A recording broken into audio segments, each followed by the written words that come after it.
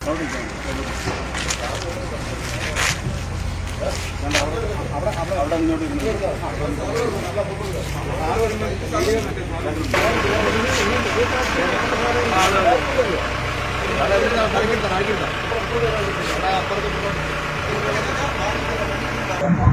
ദിവസം കേരളത്തിലേക്ക് തീർത്ഥാടന യാത്ര നടത്തിയ തമിഴ് കുടുംബത്തിലെ 6 വയസ്സുള്ള പെൺകുട്ടിയെ ക്രൂരമായ ലൈംഗികാതിക്രമത്തിനിരയാക്കിയ 40 വയസ്സുള്ള കൊല്ലം സ്വദേശിയായ സാനിഷ് എന്നയാളെ പുനലൂർ റെയിൽവേ പോലീസ് കസ്റ്റഡിയിലെടുത്തിട്ടുണ്ട്.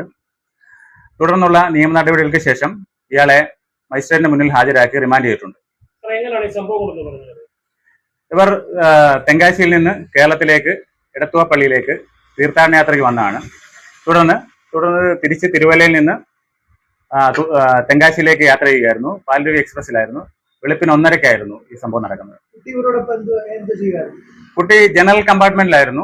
ജനറൽ കമ്പാർട്ട്മെന്റിൽ നിലത്ത് ഉറങ്ങിക്കിടക്കായിരുന്നു. അപ്പൂപ്പന്റെ കൂടെ ഉറങ്ങിക്കിടക്കുകയായിരുന്നു. ഇയാൾ ആംഗിൾ തൊട്ടടുത്ത് വന്ന് എടുത്തിട്ട് അയാളുടെ സീറ്റിലേക്ക് പോവുകയും ഈ കുട്ടിയെ ക്രൂരമായ ലൈംഗിക അതിക്രമത്തിന് ഇരയാക്കുകയും ചെയ്തു.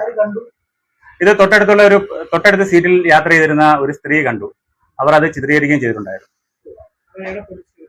അതെ, അങ്ങനെയാണ് പോലീസിലേക്ക് വിവരം അറിയിക്കുന്നതും പോലീസ് ആണെങ്കിൽ ഇയാളെ കസ്റ്റഡിക്കുകയും ചെയ്യുക.